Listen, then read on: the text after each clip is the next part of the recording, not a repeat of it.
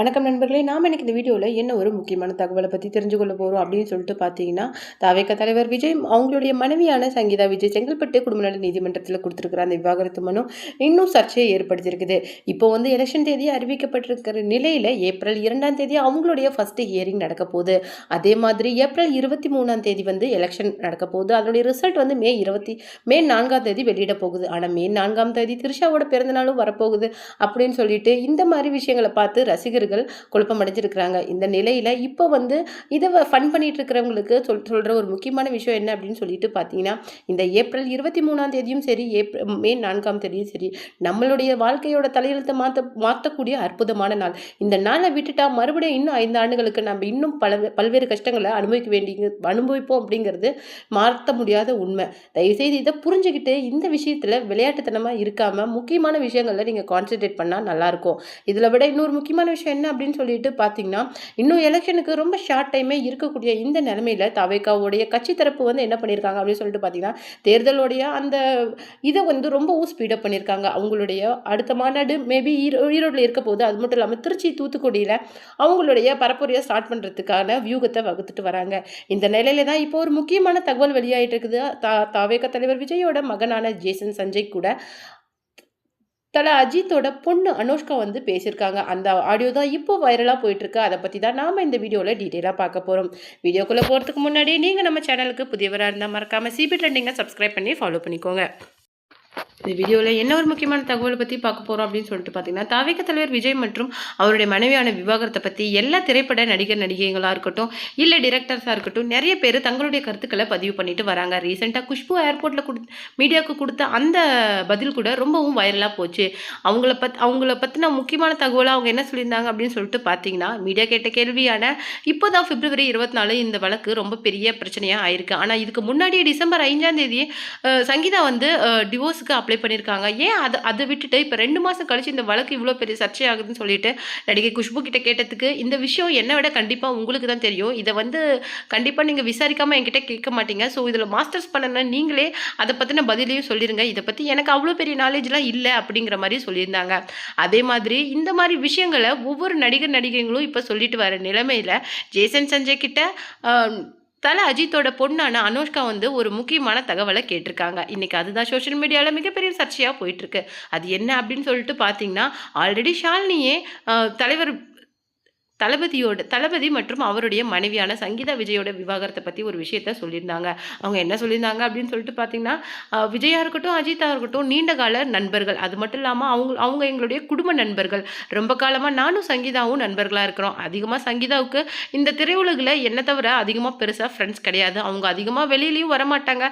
Ladies club ஆகட்டும், இல்லை வேறு எந்த விதமான அவங்களுக்கு சினி ஃபீல்டில் ஃப்ரெண்ட்ஸ் கிடையாது. அவங்க வேலை உண்டு, அவங்க குழந்தைங்க, ஃபேமிலி அப்படின்னு சொல்லிட்டு ரொம்பவும் செக்யூர்டாக இருக்கிற டைப். அந்த வகையில் எனக்கும் சங்கீதாவை ரொம்ப பிடிக்கும். ஏன்னா குழந்தைங்க அப்படின்னா எனக்கும் ரொம்ப பிடிக்கும், அவங்களுக்கும் ரொம்ப பிடிக்கும். அந்த வகையில் நாங்கள் அதிகமாக பேசுகிறதே குழந்தைங்களை பற்றி தான். இந்த ஒர்க்கு, அதுக்கப்புறமேலே இந்த ஷெடியூல், இதெல்லாம் தாண்டி நாங்கள் பேசுகிற விஷயங்களே குழந்தைங்களோட கெரியர், குழந்தைங்களோட லைஃப், ஹெல்த்தை பற்றி தான் நாங்கள் அதிகமாக பேசியிருக்கிறோம். இந்த நிலையில் அவங்களுடைய விவாகரத்தை பற்றி எனக்கு ரொம்பவும் கவலையாக ஒரு விஷயம் என்ன அப்படின்னு சொல்லிட்டு பார்த்தீங்கன்னா, 25 ஆண்டு காலமாக ரொம்ப சந்தோஷமாக இருந்த அந்த தம்பதிக்குள்ளே யார் கண்ணு பட்டுச்சுனே தெரியல, இந்த மாதிரி ஒரு விஷயம் நடந்திருக்குது. அது மட்டும் இல்லாமல் எங்களுடைய குழந்தைங்க எல்லாருமே ஒரே ஸ்கூலிங்கில் தான் படித்து வளர்ந்தாங்க அப்படிங்கிறது எங்களுக்கு நல்லாவே தெரியும். அந்த வகையில் இந்த விஷயத்தால் பாதிக்கப்பட்டிருக்கிற ஜேசனையும் திவ்யாவையும் நினைக்கும் போது எனக்கு கொஞ்சம் கவலையாக இருக்குது. கொஞ்சம் அவங்க இந்த விஷயத்தெல்லாம் கேட்கும்போது அவங்க எந்த மாதிரி ஃபீல் பண்ணுவாங்க, ஸ்ட்ரெஸ் ஆகுவாங்க அப்படின்னு நான் யோசித்து பார்க்கவே எனக்கு ரொம்பவும் பயமாக இருக்குது அப்படின்னு சொல்லிட்டு ஷாலினி ஒரு பதிவை சொல்லியிருந்தாங்க. அதை தொடர்ந்து குழந்தையிலேருந்தே ஃப்ரெண்ட்ஸாக இருக்கிற ஜேசனும் அனுஷ்காவும் பேசின விஷயங்கள் என்ன அப்படின்னு சொல்லிட்டு பார்த்தீங்கன்னா, நீங்கள் நல்லா இருக்கியா ஜேசன், உன்னுடைய படம் சிக்மா எப்படி போயிட்டுருக்கு, அதனுடைய படப்பிடிப்பு ஒர்க்கெல்லாம் முடிச்சிட்டியா அப்படிங்கிற மாதிரி கேட்டிருக்காங்க. படத்தோட ஒர்க்கை நான் ஒரு 1 மந்த்துக்கு தள்ளி போட்டு வச்சிருக்கிறேன். ஏன்னா அம்மா அப்பாவோட இந்த விஷயம் எல்லாருக்குமே கொஞ்சம் ஒரு மன நிம்மதியை தரல. அதாவது நான் ரொம்பவும் ஸ்ட்ரெஸ்ஸாக இருக்கேன், என்னால் கொஞ்சம் கூட யோசிக்கவே முடியல. அதனால் நான் மைண்ட் ஆஃப் ஆன மாதிரி ஃபீல் பண்ணுறேன். அதனால தான் ஒரு 20 டேஸ் இந்த ஒர்க்கெல்லாம் தள்ளி வச்சுட்டு நான் அம்மாவை பார்க்க லண்டன் போயிட்டு வந்தேன்.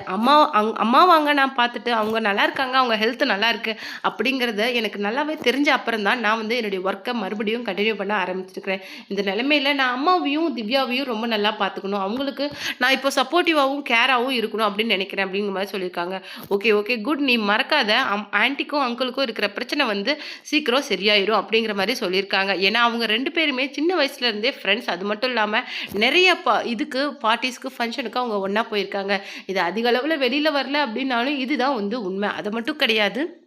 இன்னொரு முக்கியமான விஷயம் என்ன அப்படின்னு சொல்லிட்டு பார்த்தீங்கன்னா, சின்ன வயசுலேருந்தே தன்னுடைய பொண்ணான அனுஷ்காவை தல அஜித் எப்படி வளர்த்துருக்காரு அப்படின்னு சொல்லிட்டு பார்த்தீங்கன்னா, அவங்களுடைய அம்மா மாதிரியே ரொம்ப கைண்ட் அண்ட் கேராக வளர்த்துருக்குறாங்க. அதே கேர் தான் அவங்களுக்கு இப்போ ஜேசன் விஜய் மேலே இருக்குது.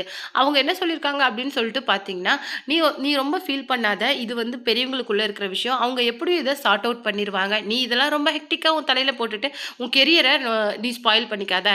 இப்போ உன்னுடைய மூவி மேலே நீ கான்சன்ட்ரேட் பண்ணு. அதுக்கப்புறமேலே இதில் நிறைய விஷயங்கள் இருக்குது ரிலீஸ், அப்புறம் அதுக்கப்புறமேலே நடக்கிற பிரச்சனைகள் அப்படின்னு சொல்லிட்டு டிஸ்ட்ரிபியூஷன் அப்படின்னு சொல்லிட்டு இதில் ஏகப்பட்ட பிரச்சனைகள் இருக்குது. ஸோ நீ இது மேலே ஃபுல் அண்ட் ஃபுல் உன்னுடைய கான்சன்ட்ரேஷனை கொண்டுட்டு வா. அம்மாவை நல்லா பார்த்துக்கோ. அது மட்டும் இல்லாமல் உன்னுடைய சிஸ்டரையும் நல்லா பார்த்துக்கோ. ஏன்னா இந்த இந்த முக்கியமான காலகட்டத்தில் நீ அம்மாவுக்கு சப்போர்ட்டிவாக இருக்கணும். ஸோ நீ அடிக்கடி லண்டன் போக வேண்டியது வரும். தயவுசெய்து அம்மாவை நல்லா பார்த்துக்கோ. அவங்க ஹெல்த்தை நல்லா டேக் கேர் பண்ணு அப்படிங்கிற மாதிரி சொல்லியிருக்காங்க. உன்னுடைய ஒர்க்கெல்லாம் கொஞ்சம் தள்ளி வச்சுட்டு கூட நீ அம்மாவோட ஹெல்த்தை பார்த்துக்கலாம். இந்த இஷ்யூவெல்லாம் முடிஞ்சதுக்கு அப்புறம் கூட நீ உன்னுடைய மூவி ஒர்க்கை ஸ்டார்ட் பண்ணலாம் அப்படிங்கிற மாதிரி சொல்லியிருக்காங்க. அதுக்கு ஜேசன் சஞ்சய் என்ன சொல்லியிருக்காங்க அப்படின்னு சொல்லிட்டு பார்த்தீங்கன்னா, எந்த மாதிரி நிலையிலுமே தன்னுடைய ஒர்க்கை விட்டுட்டு வரக்கூடாது அப்படிங்கிற மாதிரி தான் அம்மா ஆல்ரெடி ஃபீல் பண்ணுவாங்க.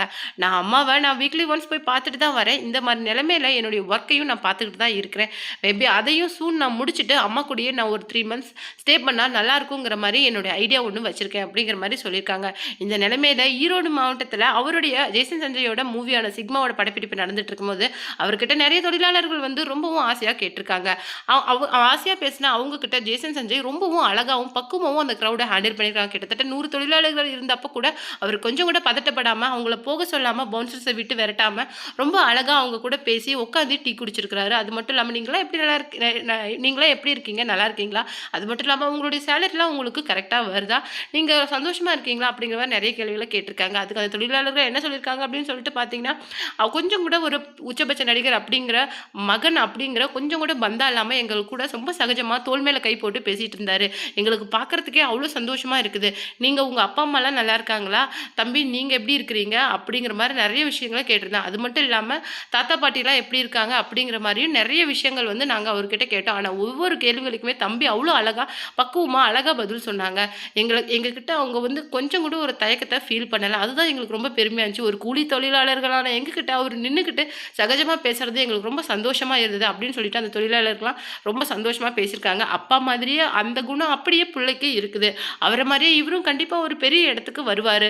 கண்டிப்பாக இவருடைய எல்லா முயற்சிகளுக்கும் நாங்கள் உறுதுணையாக இருப்போம் அப்படிங்கிற மாதிரி அந்த தொழிலாளர்கள் சொல்லியிருக்காங்க. அது மட்டும் இல்லாமல் ஜேசன் சஞ்சயோட வளர்ப்பையும், அது மட்டும் இல்லாமல் உதயநிதி ஸ்டாலினோட மகனோட வளர்ப்பையும் கம்பேர் பண்ணி நிறைய ஃபன் ட்ரோல்ஸ் பண்ணிட்டு இருக்கிறாங்க. இதுதான் இப்போ சோஷியல் மீடியாவில் ரொம்பவும் வைரலாக போயிட்டுருக்கு.